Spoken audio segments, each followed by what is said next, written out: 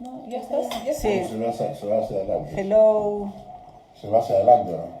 Uy, se ve oscuro tu cara. Muy oscura se ve. Hay que apagar esta luz. Sí, muy oscura, no se te ve la cara. ¿No es cierto? A ver, comenten los que entran. Sí. Uf, súper oscura, no se te ve nada. Y si le ponemos la luz. Y si abrimos. Ahí. Tampoco, Nada, al revés. nada, peor. Cierra. Peyosh. ¿Qué hacemos? Cierra, hay que cerrar el contraste es por eso. Pero cierra el tercer lado. Bueno. Con la luz de Entonces tienes que parar, ¿Ah? por favor. Con la luz. No. Yo tampoco. No, vamos a cerrar la puerta. Sí. La puerta. Para que vean en Perú cómo se cierran aquí las puertas exteriores, las ventanas exteriores. Fenster. A la... Como en las películas. En la... No en la puerta, la ventana. Hola Lady, Dios te bendiga. Ya vamos a empezar con los estudios, estamos acomodando para que se pueda ver. Ahora sí. Ahí estamos terminando. No se ve. No se ve. Sí.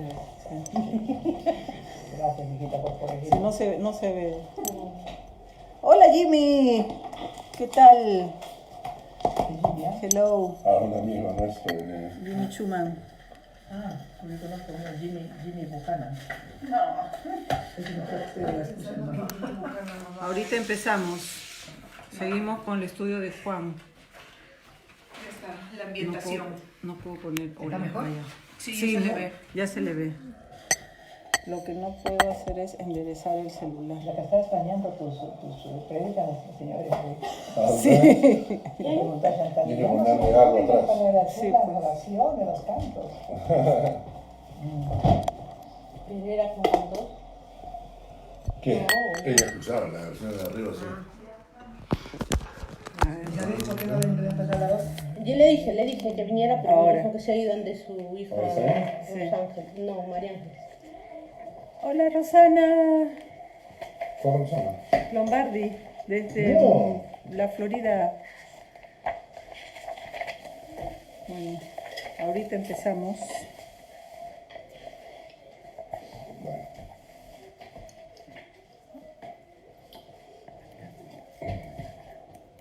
Anda hablando. Voy hablando. Chantal, apúrate. Vamos a empezar. La gente de internet está esperando.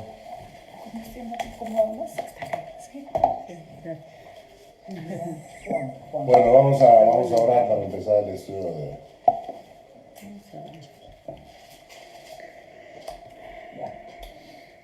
Señor, gracias por esta noche y por tu palabra que vamos a aprender.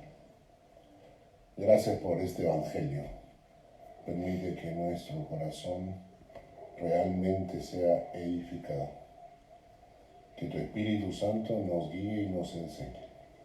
En el nombre de Jesús. Amén. Bueno, antes del viaje a Lima, hemos empezado con el estudio del Evangelio de Juan. Un poco para recordar, ¿no? Les he preparado una hojita para saber el capítulo 1 de qué es lo que trata, ¿verdad? Por acá. Este es, ¿no? Sí. ¿No? Entonces, acá solamente es más o menos un bosquejo, un resumen de lo que es el capítulo 1 del Evangelio de Juan. Ustedes ven acá, los primeros 2 versículos tienen que hablar con el verbo, el logos, la palabra, ¿no? Que se refiere a Jesucristo y su relación con Dios. Versículos 1 y 2, ¿no? En el principio era el verbo era con Dios y el verbo era Dios. Este era en el principio con Dios, ¿no? Entonces, este es versículos 1 y 2, su relación con Dios. Luego, versículos 3 al 5, es su relación con la creación, ¿no? Cuando nos habla de que en él estaba la vida es la luz de los hombres, y la luz en las tinieblas resplandece, ¿no? Y luego sigue adelante, ahora nos tocaría los versículos 6 al 8, que tiene que ver el verbo y su relación con Juan el Bautista. Después viene el verbo y su relación con el mundo. Después nos habla de la encarnación, el testimonio que Juan el Bautista dio de Cristo y los dos primeros discípulos, o los primeros discípulos que fueron llamados por el Evangelio. Entonces, de este cuadro que ustedes están viendo acá, hemos tocado estos dos, nos toca ahora tocar el tercero, que son los versículos 6 al 8, y que tiene que ver con el verbo y su relación con Juan el Bautista. Así que vamos a leer Evangelio de Juan, capítulo 1, versículos 6 al 8.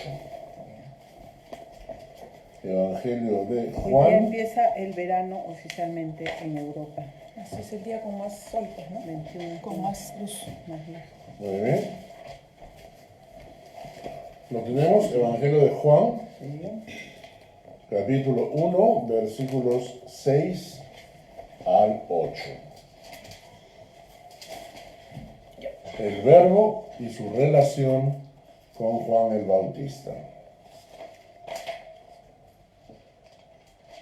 ¿Lo tienen todos? Sí, Rosalero, por favor. ¿Todos?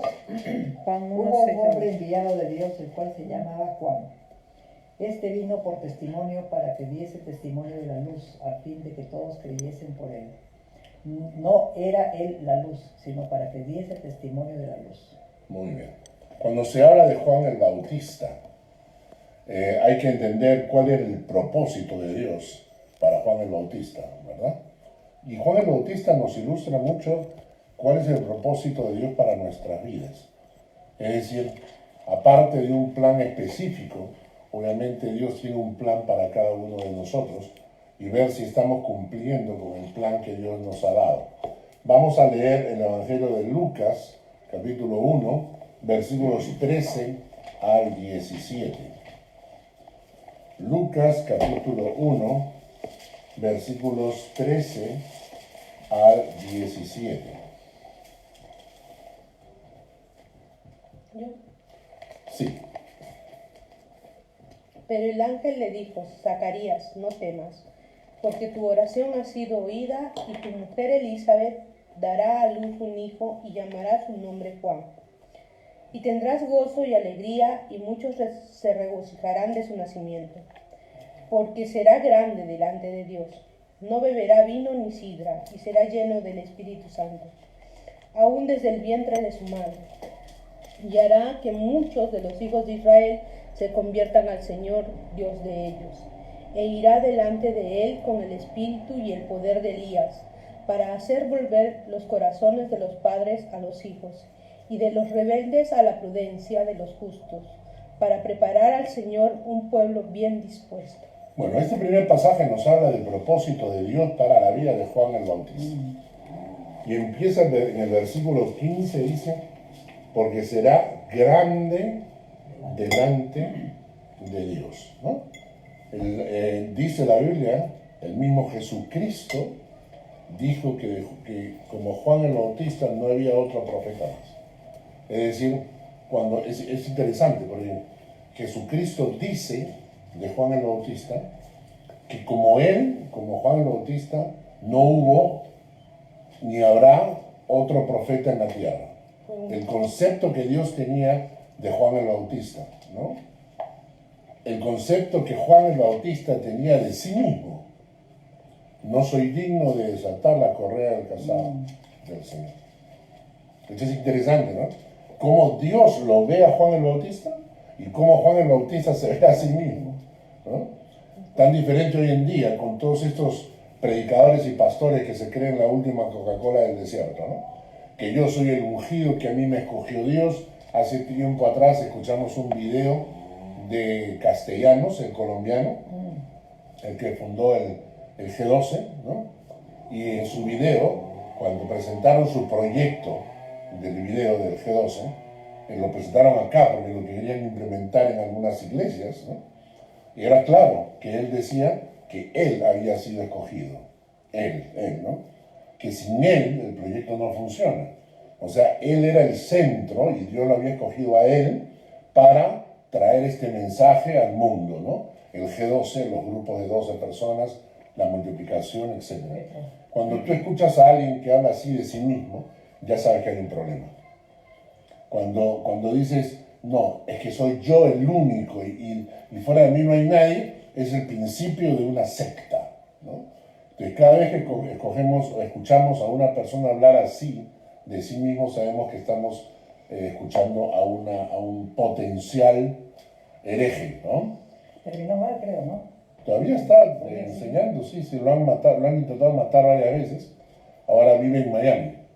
O sea, vive en Miami, pero viaja en su avión privado todos los Tenía fines de una semana. foto enorme para en predicar. su oficina, yo conocí. Sí. Fuimos con el pastor Pepe a Colombia con un grupo grande. Una foto enorme en la oficina. El pastor Pepe cuando vio eso ya no quiso más. Dijo, no, esto no es. De él, de sí mismo. Una Claro, foto de sí mismo. De sí mismo, claro. Claro. Entonces, mientras Jesucristo decía de Juan el Bautista que como él no ha habido nadie, ¿no? Y lo exaltaba de esa manera, él, Juan el Bautista de sí mismo, decía, yo no soy digno de desatar la correa del calzado del Señor. Sin embargo, el propósito de Dios para Juan el Bautista era que fuera grande. La palabra grande acá en el griego es mega. Mega. Que acá se utiliza mucho, ¿no? Mega. O sea, es inmenso, súper, ¿no? Y a veces debemos pensar que nosotros deberíamos orar de esa manera. Yo oraba por mis hijos así. Cuando mis hijos eran pequeños, yo no solamente oraba para que conocieran al Señor. Yo decía, Señor, yo quiero que mis hijos sean grandes delante de ti, que tú los uses grandes delante de ti. El día martes que estábamos hablando de este tema en el estudio de Nevicon, le decía, no basta, le decía a una de las asistentes, le decía, no basta que ores por tu esposo, ora para que sea grande delante de Dios, que Dios lo use en grande. Igual por nuestros hijos, debemos orar no solamente, Señor, bendícelos, cuídalos, protégelos, sino vamos un paso más allá, ¿no? Señor, úsalos, pero grandemente, ¿verdad? El propósito para Juan el Bautista entonces era que iba a ser grande delante de Dios. Otra cosa que dice es el versículo 16, dice, hará que muchos de los hijos de Israel se conviertan al Señor, Dios de ellos. Hará que muchos de los hijos de Israel se conviertan al Señor, Dios de ellos. Nosotros sabemos que no podemos convertir a nadie, que la conversión es un acto que hace Dios. ¿Cómo Juan el Bautista hacía que la gente llegara al paso de conversión? Estaba lleno del Espíritu Santo. Ok, estaba lleno del Espíritu Santo. ¿Qué más? Les predicaba, les hablaba. ¿Qué les hablaba? La clave está ahí. ¿Cuál es la palabra que se repite siempre que Juan el Bautista abría su boca? Que volver a los corazones que se convierten. Recuerden, vamos a recordar. ¿Qué es la palabra que él usaba cuando él predicaba? Por ejemplo, vamos a Lucas al capítulo 3, versículo 8. Lucas 3, 8. El arrepentimiento, ¿no? O sea, si había un tema que él tocaba era el arrepentimiento, la necesidad de arrepentimiento. Lucas 3, 8, ¿qué dice? Dice, haced pues frutos dignos de arrepentimiento y no comencéis a decir dentro de vosotros mismos, tenemos a Abraham por padre, porque os digo que Dios puede levantar hijos a Abraham aún de estas piedras. Correcto. Y muchas veces cuando los fariseos llegaban, él les decía, ¿quién nos ha enseñado a huir de la ira venidera? ¿No? Hacer frutos dignos de arrepentimiento. Entonces, ahora, cuando hablamos del arrepentimiento, el tema de Juan, el arrepentimiento, ¿qué significa? Decir que necesitas arrepentirte es implícitamente decir que eres pecador. Es decir, reconocer. Claro. Entonces, primeramente tiene que haber reconocimiento del pecado. Arrepentimiento no solamente es reconocer que hay pecado, sino es el cambio de actitud, la intención de cambiar de actitud. Y entonces hay perdón de pecados. Eso lleva a la conversión. Y esto es importante porque la predicación de Juan el Bautista apuntaba hacia eso. Él no apuntaba para adular a la gente. Él iba Le lleno. cortó la cabeza. Claro. Y por eso le cortaron la cabeza. Él no apuntaba a decirle a la gente cuán buenos eran, ¿no? Y esto es la parte más triste, porque las iglesias donde se está predicando el arrepentimiento, el pecado, la cruz, son las iglesias donde la gente ya no quiere ir, porque la gente tiene la conciencia tan dura que quiere llegar a una iglesia para que te prediquen bonito, que te digan que todo está bien, que te digan que eres bueno, que te digan que tú eres lo máximo, y muchas veces la prédica apunta hacia eso, exaltar las cosas buenas del Evangelio, que están bien, pero sin dejar de decirlo la otra parte, ¿no? Usted, la niña, la Biblia dice que somos la niña de los ojos del Señor. La Biblia dice que somos tesoro del Señor. Cuando yo predico en una iglesia y menciono algunos de estos textos bíblicos, ¿no? Por ejemplo, ¿no? Isaías, ¿verdad? Mi siervo eres tú, yo te escogí, ¿no? Yo te defiendo, estoy a tu mano derecha, no temas, yo te ayudo, ¿verdad? O versículos bíblicos donde Dios dice, ustedes son mi tesoro, yo te protegeré, ustedes son mis hijos, etc. Siempre que predico en una iglesia así, la gente contesta, amén, amén. O sea, la gente quiere escuchar esa parte. La gente quiere escuchar la parte bonita.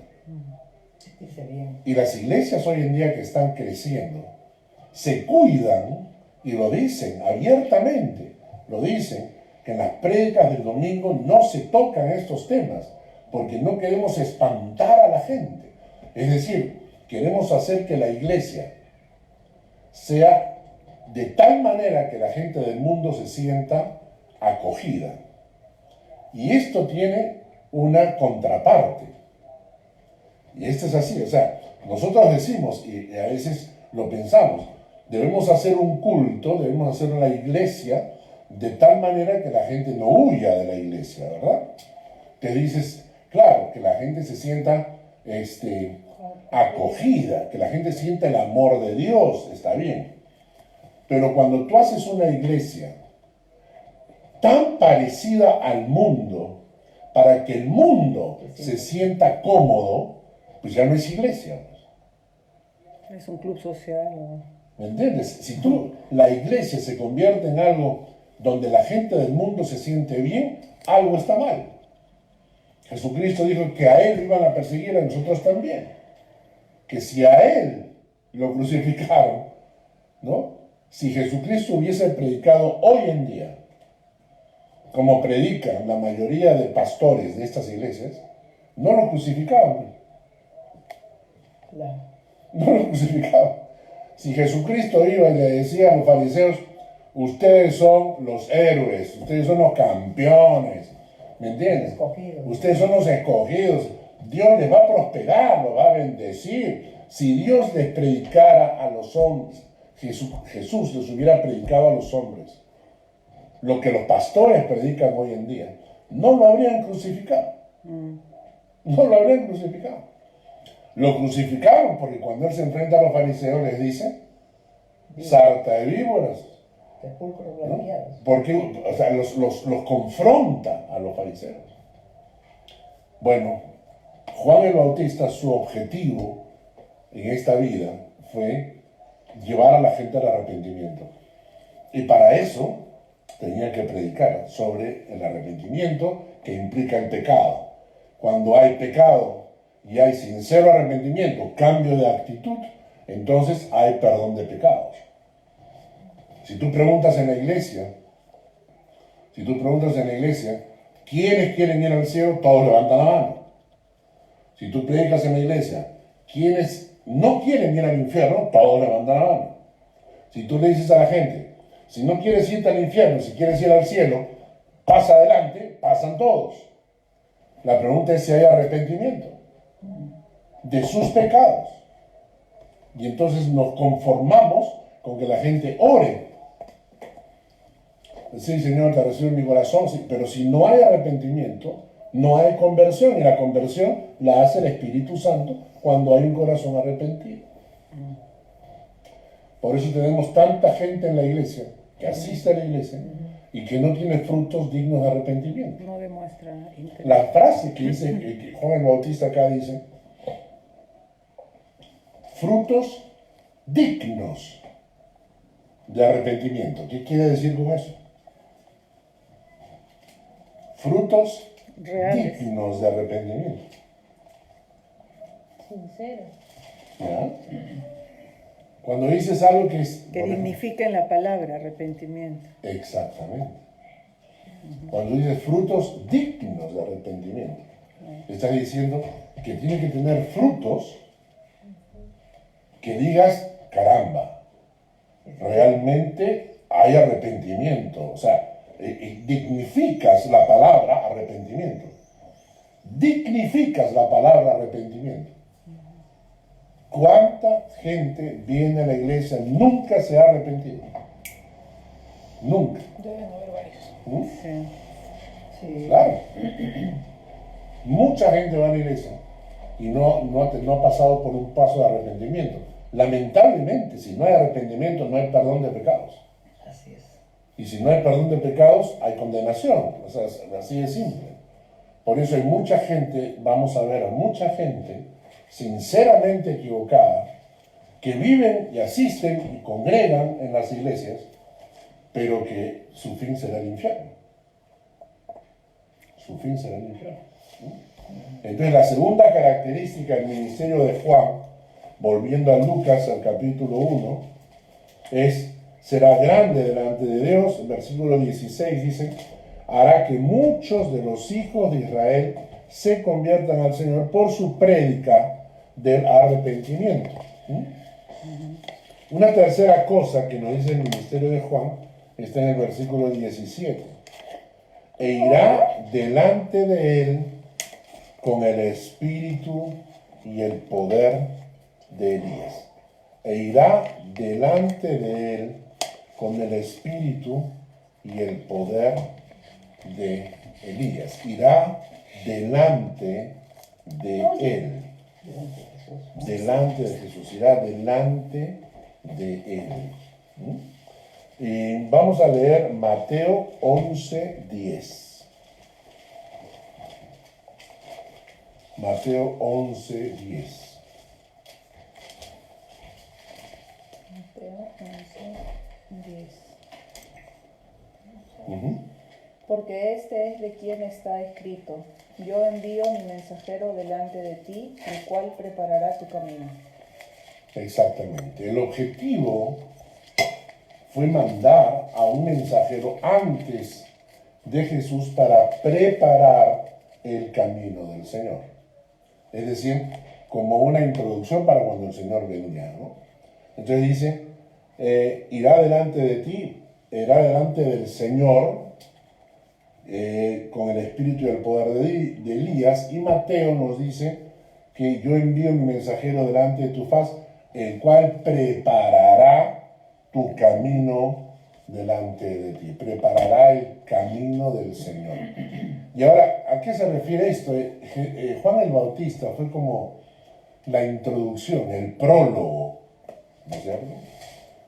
Y cuando llega Juan el Bautista, a la hora de comenzar a predicar sobre el arrepentimiento y bautizar a la gente, lo que estaba haciendo era preparando todo, preparando el ambiente, preparando a la gente para cuando llegara el Mesías, que el Mesías iba a llegar después que él, llegó 6 meses después que él.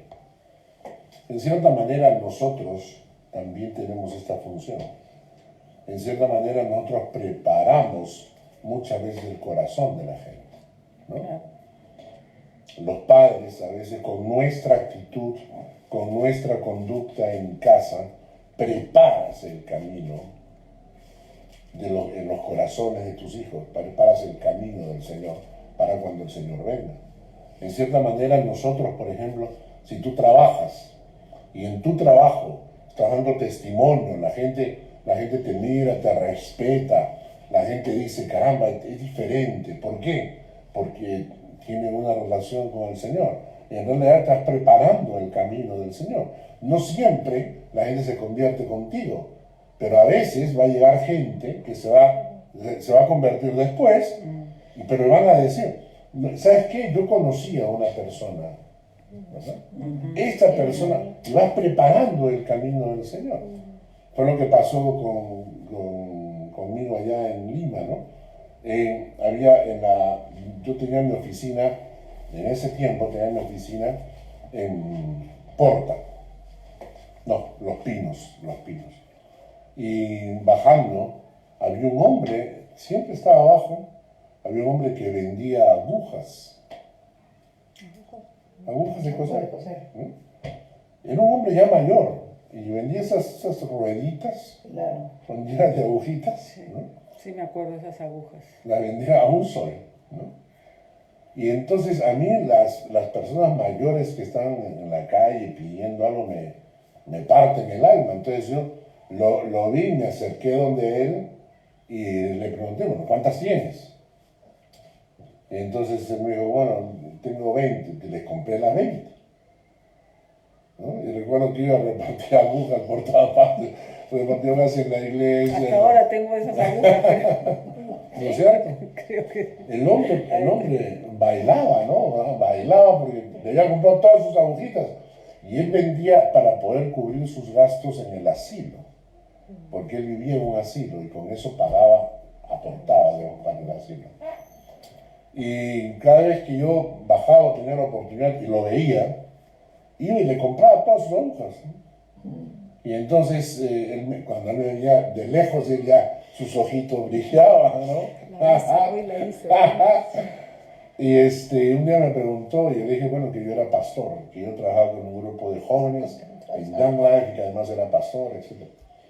Y bueno, ahí quedó. Después pasó el tiempo, ya me vine para acá, dejé de verlo.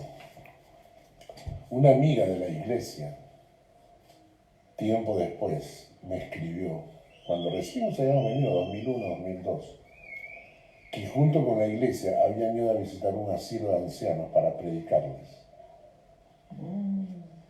Y que llegó y llevaron algo de ropa y no sé, y que ella entró en contacto con un señor y que le comenzó a predicar del evangelio, ¿no? Y este señor le dijo, ¿sabe que usted me hace recordar a una persona? Su rostro expresa lo que expresaba una persona que yo conocía hace tiempo, ¿no? Un señor grande, con bigotes. Y entonces mi amiga dijo, ¿qué? ¿Conoces al pastor Carlos? Y él dijo, sí, el pastor Carlos. Y él se entregó al Señor ahí. No se entregó conmigo, pero se entregó con ella. ¿Por qué? Por unas agujas que yo terminé repartiendo por todas partes. A veces sin querer estamos sembrando y estamos preparando el corazón de la gente para recibir al Señor. Yo me crié en términos espirituales en un movimiento que se llama Young Life, ¿no? Para nosotros el método de evangelismo y de discipulado era basado en fuentes de amistad. Es decir, para nosotros no había evangelizar en la calle, poner tu cajita y comenzar a predicar en las plazas. No era nuestro método. Hay otra gente que lo hace, yo lo respeto y está bien. Los que quieren hacerlo, que lo hagan, está bien, ¿no? No sé si sea efectivo, acá en Suiza no es efectivo porque la gente en la estación del tren entra, sale, va, no tiene tiempo para parar y escucharse, pero si la gente te escucha, está bien. O sea, yo respeto a los que les gusta hacer ese método. La alianza, nosotros salíamos a repartir folletos y repartíamos folletos y mucha gente llegó a la alianza con estos folletos. Un folleto, leyeron el texto, les llamó la atención y eso los trajo a la iglesia. Otro método de evangelismo, por las campañas. Se traía un predicador, ahorita está de Lutri, está en Lima, Y entonces eran 15 días de campaña evangelística, 15 días de campaña de edificación. Ese fue el método de la alianza, ¿no? Pero nosotros no, nosotros teníamos otro método. El método era construir puentes de amistad. Es decir, nosotros lo que hacíamos era construir puentes, hacer amigos. Y esos puentes de amistad, en algún momento, podían servirte para que la gente buscara al Señor. Es decir, la gente a veces llegaba. Hacíamos campamentos y los domingos había reunión donde se Sí, predicaba. claro. Pero básicamente el método era puentes de amistad. Claro. Entonces la gente, tú eras amigo. O sea, éramos amigos, ¿no? Y en algún momento tú me preguntabas, ¿por qué? ¿Por qué eres así? ¿Por qué crees en el Señor? Y quizás en algún momento de tu vida el Espíritu Santo te tocaba. Tú venías y me decías, Carlos, o sea, ¿cómo puedo hacer para recibir al Señor? Quiero tener al Señor en mi corazón. Usamos los puentes de amistad. Hay gente que no lo cruza nunca. O sea, hay gente que somos amigos, pero nunca se entregaron al Señor. Seguimos siendo amigos. Y siguen escuchando, ahora que estamos en Lima, estuvimos en un estudio bíblico, y cuando pregunté al final del estudio bíblico sobre personas que han tomado una decisión, si has tomado una decisión por Cristo de verdad, hay una gran amiga mía que está sentada ahí. Yo sé que ella nunca tomó una decisión por Cristo, pero es gran amiga nuestra. Y asiste a los estudios, viene a la iglesia y todo, pero nunca tomó la decisión. Viene a los paseos. Viene a los paseos y todo, pero nunca tomó la decisión, no sé por qué. Pero cuando pregunté, todo el mundo, yo conocí al Señor contigo, yo conocí al Señor con tal, yo conocí al Señor con tal. Y ella dijo, yo todavía no lo conozco. Y es parte de nuestro grupo, ¿no? Y nadie la rechaza, es amiga nuestra, pero es consciente de que ella nunca ha tomado esa decisión, ¿no?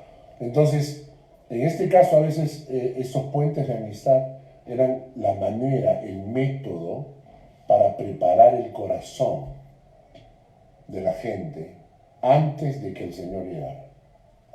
Entonces tú sembrabas la amistad por medio de una amistad sincera, un amor sincero. Y entonces la gente decía, ¿de dónde saca él este amor? ¿Por qué nos quiere? Los jóvenes, ¿eh? Estamos hablando de jóvenes, estamos hablando de adultos entrando a ministrar con jóvenes. Y los jóvenes diciendo, pero ¿por qué este viejo nos quiere? O sea, ¿por qué tienen tanto amor hacia nosotros? O sea, ¿me entiendes? Y eso los llevaba. Juan el Bautista tenía este propósito. Él preparaba el camino del Señor. Y nosotros, en cierta manera, es lo que hacemos con nuestras vidas, preparamos el camino del Señor.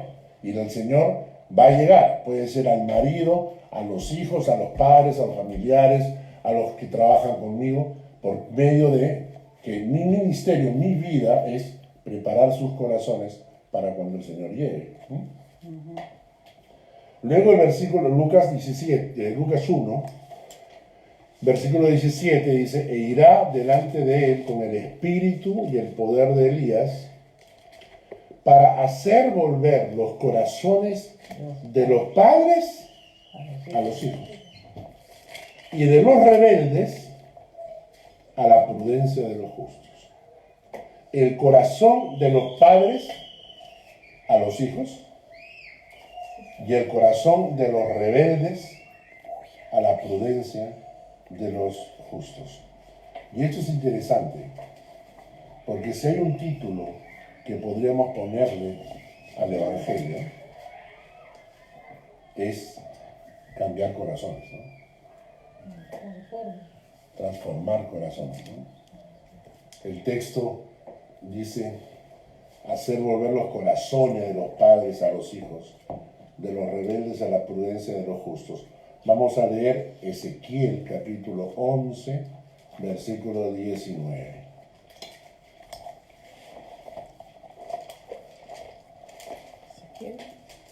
Ezequiel capítulo 11, versículo 19. 19.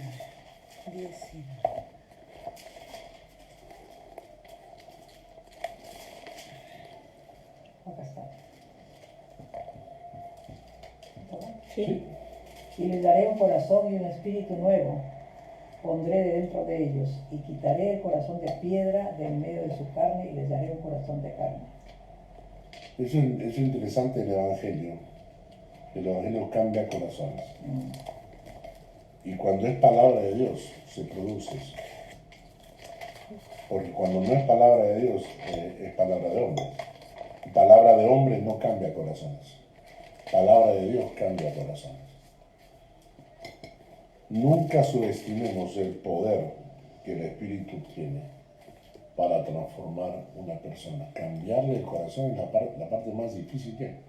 Es el mayor milagro que puede haber en un ser humano. Y cuando se cambia el corazón, entonces se le cambia la vida entera.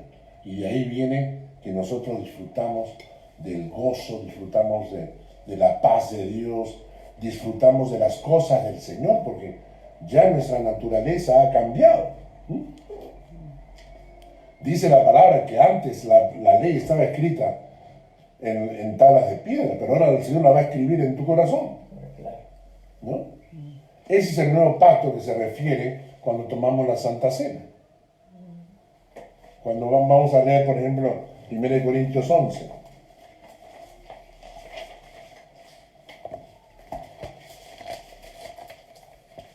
Primero Corintios 11, versículo 25. Dice, a ver, léelo, Mónica. Acá. 1 Corintios 11:25. 11:25. Asimismo tomó también la copa después de haber cenado, diciendo: Esta copa es el nuevo pacto en mi sangre. Haced esto todas las veces que la bebiereis en memoria de mí. Entonces dice, cuando participamos de la Santa Cena, estamos hablando de la copa, donde estaba el vino, que representa el nuevo pacto en mi sangre, dice. O sea, es un pacto basado en la sangre de Cristo, es un pacto de sangre. ¿Cuál es ese pacto? Para eso tenemos que ir a Jeremías, capítulo 31. Jeremías, capítulo 31.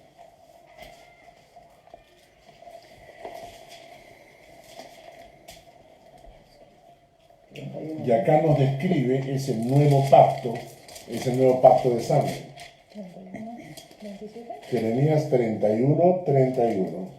31. Dice, he aquí que vienen días, dice Jehová, en los cuales haré nuevo pacto con la casa de Israel y con la casa de Judá. Nuevo pacto con la casa de Israel y con la casa de Judá. Ahora, ¿cuál es ese pacto? A ver, seguimos leyendo. No como el pacto que hice con sus padres el día que tomé su mano para sacarlos de la tierra de Egipto, porque ellos invalidaron mi pacto, aunque fui yo un marido para ellos, dice Jehová. Muy bien, el pacto que está hablando es el pacto de las tablas de la ley, ¿no es cierto? Cuando los sacó de Egipto, ¿no? ¿Ya? Pero este es el pacto que haré con la casa de Israel después de aquellos días, dice Jehová. Daré mi ley en su mente y la escribiré en su corazón, y yo seré a ellos por Dios, y ellos me serán por pueblo. Sí, el versículo 34. Y no enseñará más ninguno a su prójimo, ni ninguno a su hermano, diciendo, conoce a Jehová, porque todos me conocerán, desde el más pequeño de ellos hasta el más grande, dice Jehová, porque perdonaré la maldad de ellos y no me acordaré más de su pecado. Muy bien, este es el nuevo pacto, un pacto de sangre que hace Jesucristo en la cruz con nosotros. ¿Qué incluye este nuevo pacto? ¿No? Dice, versículo 33, daré mi ley en su mente, la escribiré en su corazón. Yo seré a ellos por Dios, ellos me serán por pueblo. Todos me conocerán. Perdonaré la maldad de ellos y no me acordaré más de su pecado. Estas son todas las 8 características que Jeremías describe del nuevo pacto. Voy a repetirlas, ¿no? Las 8 características. daré mi ley en su mente, en su corazón. escribiré en su corazón, yo seré a ellos por Dios, ellos me serán por pueblo, todos me conocerán, perdonaré la maldad de ellos y no me acordaré más de su pecado. Son 7. Todos le conocerán. Perdonaré la maldad de ellos, Perdonaré la maldad. y no me acordaré más de su pecado. Este es el nuevo pacto. Y por eso, para que ese nuevo pacto tenga vigencia, tiene que haber un cambio en el corazón, ¿no es cierto? Tiene que haber un cambio en el corazón. Por eso Juan el Bautista dice, cambiará el corazón de los padres a los hijos, ¿no? Y cambiará de los injustos al camino del Señor. Lo que estamos diciendo es que el nuevo pacto implica un cambio de corazón. Y por eso dice acá, cuando una persona tiene este pacto de sangre con Jesucristo, daré mi ley en su mente. O sea, en primer lugar, la ley de Dios entra a formar parte de tu mente. O sea, tu forma de pensar. Así es. ¿No? La ley entra a formar parte de tu mente. Segundo, la ley será escrita en tu corazón. O sea, pónganse a pensar lo que esto significa para una persona convertida. Cuando yo analizo esto, a mí me da tanta pena. Porque a veces yo digo, por Dios, hay tanta gente que se llama cristiana y que no ves que la ley está escrita en su corazón. Por algo dice, con su boca, no, Este pueblo de labios me honra, de pero su labios, corazón está lejos de mí. exacto, Claro. de labios me honra, pero su corazón. Es una cosa interesante, cuando la gente dice que Dios pondrá la ley en su mente, a veces cuando yo preparo el estudio bíblico, o me dan un tema y lo desarrollo, ¿no? Y entonces, y pongo una ilustración y recuerdo un texto y lo busco un texto. Y entonces la gente, cuando hace un estudio bíblico, me dice, pero ¿de dónde sacas toda esa información?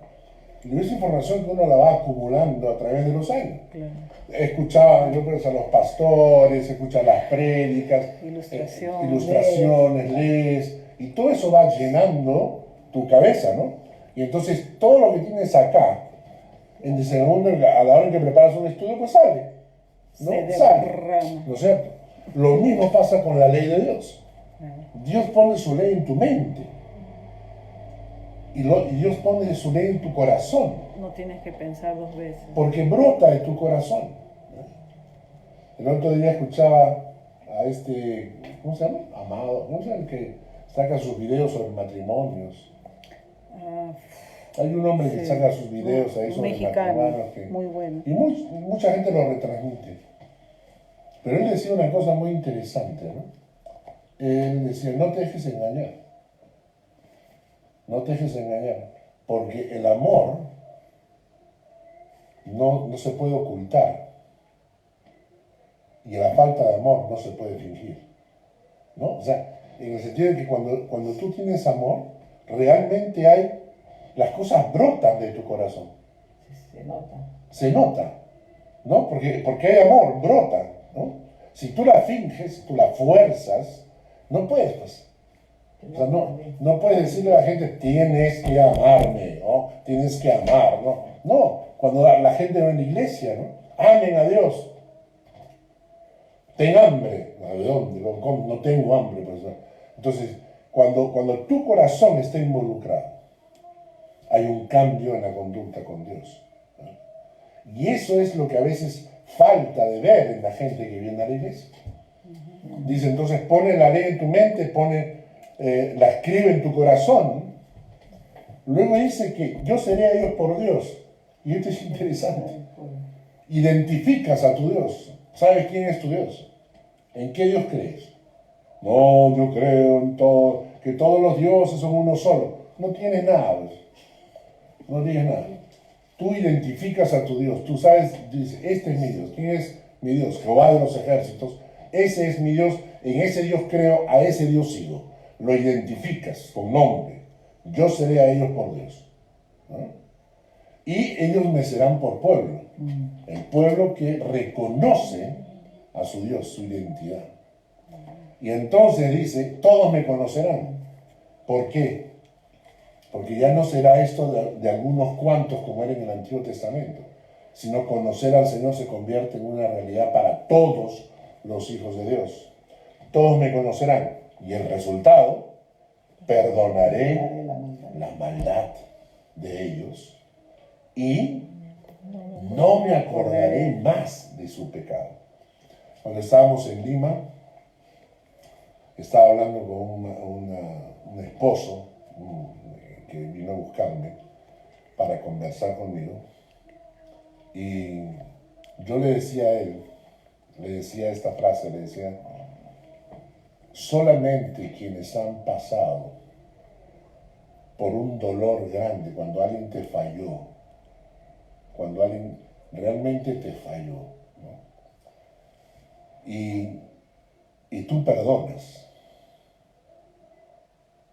Solo quienes han pasado por eso saben el dolor que causa recordar.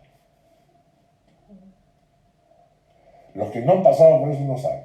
Pero solamente porque él había pasado por momentos muy difíciles, ¿no? Y él me decía, yo perdoné, pero recordar me hace sufrir 2 veces.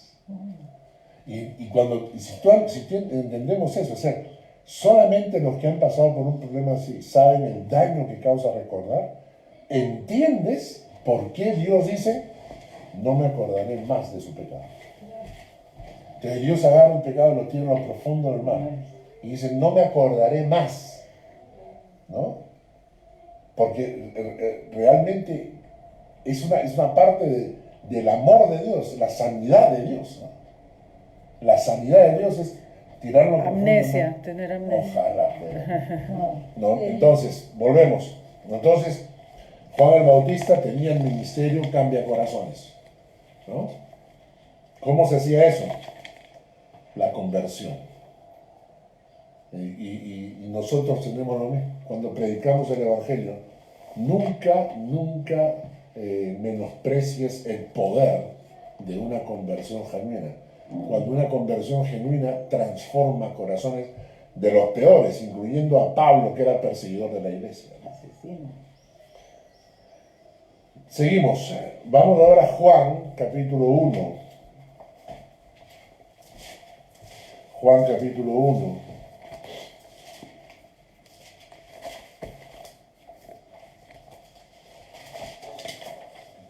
Y acá nos dice más propósitos de Juan.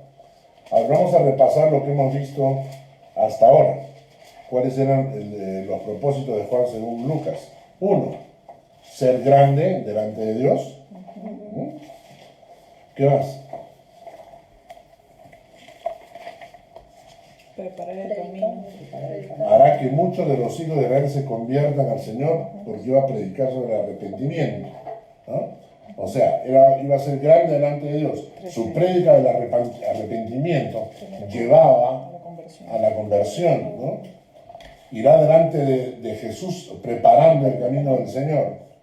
Hará volver los corazones, es decir, un ministerio transformando corazones. En Juan capítulo 1 nos dice algunas cosas más. Versículos 6 al 8. ¿Quién le toca leer? ¿Sí? Hubo un hombre enviado de Dios, el cual se llamaba Juan. Este vino por testimonio para que diese testimonio de la luz, y a fin de que todos creyesen por él. 8. No era él la luz, sino para que diese testimonio de la luz. Muy bien. Esto es importante. Él vino para dar testimonio de la luz. No era él la luz, sino para que diese testimonio de la luz. Y esto es como que el apóstol Juan quiere dejar en claro porque nosotros somos idólatras por naturaleza, ¿no? Y la gente iba a empezar a idolatrar a Juan el Bautista. Y entonces la gente iba a decir, wow, mira a este hombre con el poder de Elías, ¿eh? Y el poder de Elías oró y dejó de llover 3 años, y luego oró y hizo flotar un hacha, ¿no? O sea, el poder de Elías. Entonces Juan el Bautista estaba ahí, haciendo su ministerio, y probablemente había milagros, arrepentimiento, ¿no?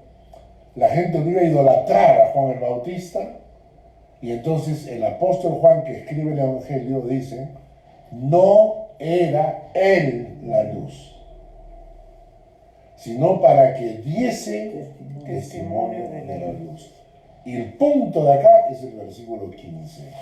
Alguien que lee el versículo 15. Juan dio testimonio de él y clamó diciendo, este es de quien yo decía, el que viene después de mí es antes de mí, porque era primero que yo. Exacto. Esto es el corazón de un siervo de Dios. El corazón de un siervo de Dios es, él es antes que yo, porque es primero que yo, ¿no? Que es lo que dijo Juan el Bautista, ¿no? Dijo, el que viene después de mí es antes que mí, porque era primero que yo. Él es primero que yo. Él es antes que yo, ¿no? No era él la luz, sino para dar testimonio de la luz. Y esto es clarísimo en el ministerio de Juan el Bautista. Él apuntaba al Señor, siempre, siempre apuntando al Señor. Es necesario que Él crezca y que yo mengüe, ¿no? Y así vamos a reconocer nosotros a los siervos de Dios de verdad. Cuando exaltas al Señor antes que a ti mismo. Hay un pasaje que nos habla, está en Juan capítulo 3, versículos 25 al 30. Juan capítulo 3, versículos 25 al 30. A ver. Hubo entonces una discusión entre los discípulos de Juan y los judíos acerca de la purificación. Fueron entonces a donde estaba Juan y le dijeron, Rabí, resulta que el que estaba contigo al otro lado del Jordán y de quien tú diste testimonio bautiza y todos acuden a él. Juan le respondió, nadie puede recibir nada si no le es dado del cielo. Ustedes mismos son mis testigos de que dije, yo no soy el Cristo, sino que he sido enviado delante de él. El 29 y el 30. El que tiene la esposa es el esposo, pero el amigo del esposo que está a su lado y lo oye, se alegra mucho al oír la voz del esposo. Así que esta alegría mía ya se ha cumplido. Es necesario que él crezca y que yo decrezca. Claro, ¿no? Entonces lo que está haciendo es cuando los discípulos mismos le preguntan a Juan, ¿no?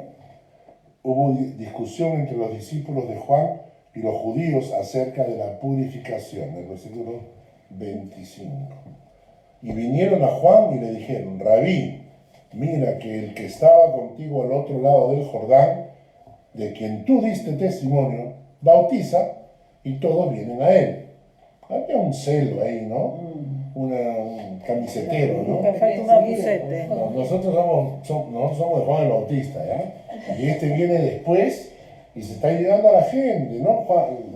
No, pues... Se picó. Claro, se picaron, ¿no? Entonces comienzan a tirarle dedos, ¿no? O sea, Señor, mira, y esa que tú bautizaste, ¿no? Ahora imagínate, está al otro lado del Jordán bautizando y se está llevando a la gente.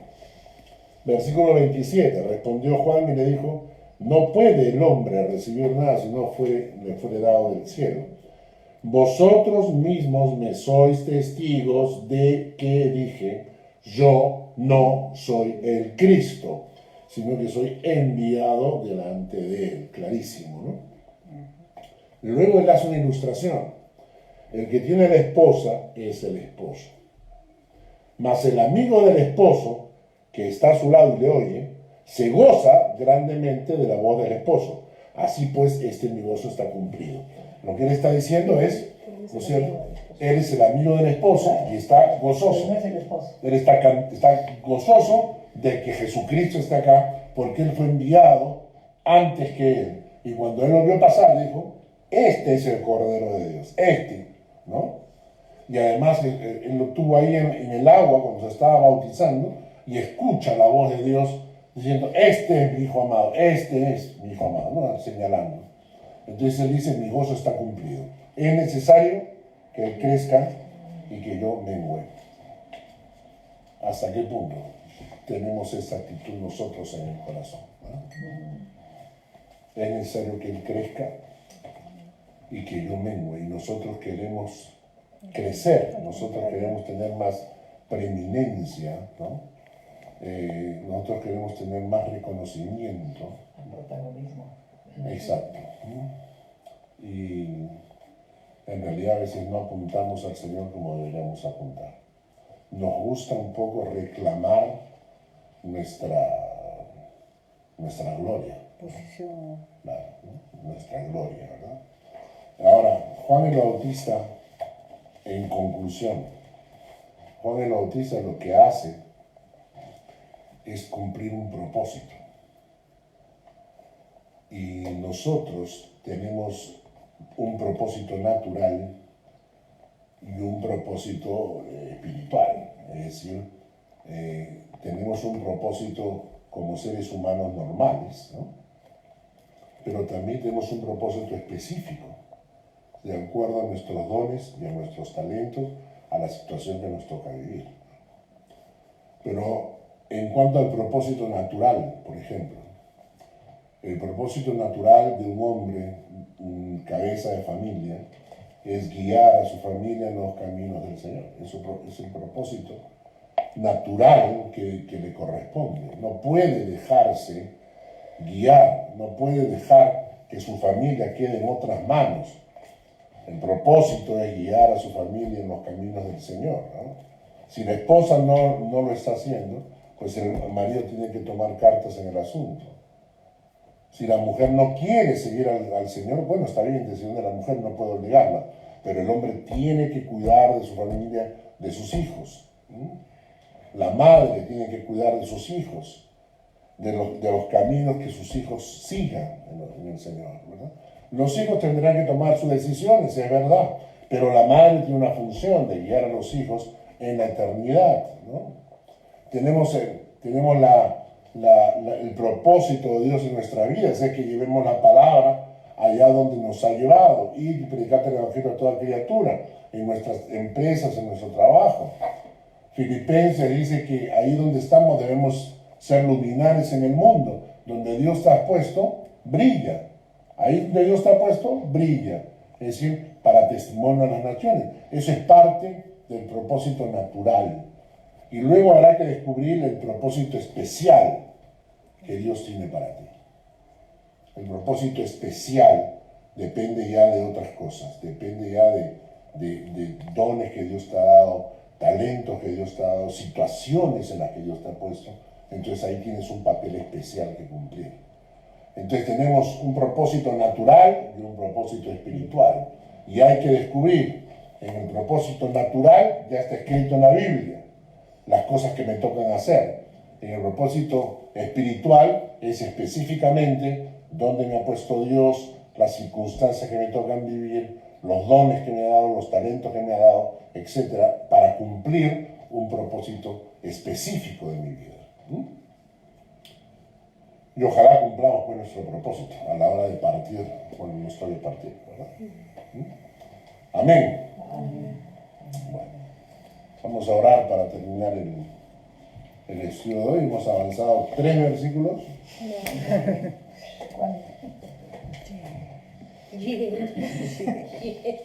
Tres versículos, un montón. Vamos a orar. Gracias, Señor, por esta noche. Y el ejemplo de Juan el Bautista es para hacernos reflexionar y pensar. ¿Cumplió él su propósito en su vida? ¿Qué parte nos toca a nosotros cumplir? en qué manera nosotros podemos servirte, oh Dios, de tal manera que preparamos el corazón de las personas para escucharte. En qué manera nuestras vidas preparan los corazones de los que nos rodean para cuando tú llegues. Predicar un evangelio, oh Dios, que si bien es cierto es duro, confronta el pecado, pero lleva al arrepentimiento y por lo tanto lleva a la salvación. Ayúdanos, oh Dios, a ser parte de este ministerio Cambia Corazones. Y Padre, enséñanos, realmente enséñanos a apuntar siempre a ti, a cumplir los propósitos que nos has dado, pero apuntar siempre a ti, no a nosotros, siempre a ti. ¿Cuál es tu plan? ¿Cuál es tu propósito? ¿Qué quieres que hagamos para ti, Señor? Y no estar buscando simplemente satisfacer nuestros deseos o nuestros sueños, nuestras metas personales, sino cumplir las metas que tú tienes para nuestras vidas y nuestras familias. Gracias, Señor, en el nombre de Jesús. Amén. Increíble, tres versículos, ¿no? Sí, Pero que sí es